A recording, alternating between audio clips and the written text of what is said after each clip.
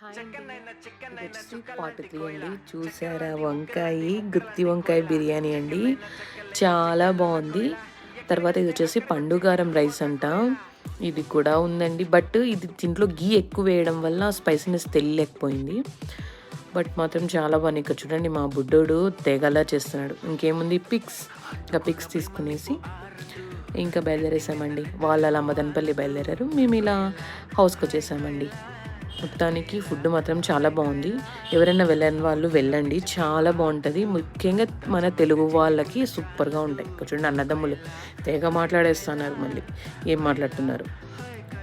కేదార్కి అస్సలు వెళ్ళదని లేదు, మా తొండలని ఉంది. బట్ చాలా బాధగా వెళ్ళిపోయాడు. ఓకే అండి, నా ఛానల్ కొత్తగా చూసుకున్న లైక్ చేయండి, షేర్ చేయండి, కామెంట్ చేయండి. బాయ్ అండి.